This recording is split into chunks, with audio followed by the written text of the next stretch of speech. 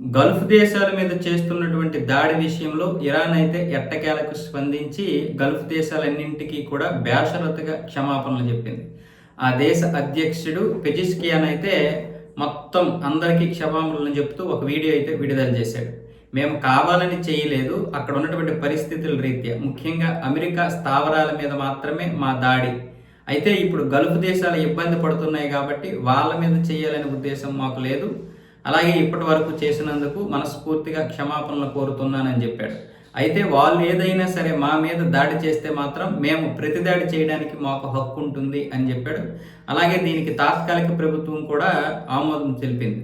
దీంతో పాటు ఇప్పుడు ట్రంప్ ఏమొచ్చేసి బేషరతుగా ఇరాన్ లొంగిపోవాలని చెప్పాడు. అది మాత్రం కుదరదు, అది అమెరికా యొక్క కళ, ఆ కళని వాళ్ళు సమాధి చేసుకోవాల్సిందే తప్ప ఇరాన్ ఎప్పటికీ కూడా లొంగదని కూడా పెజిష్కియన్ అయితే చెప్పడం జరిగింది.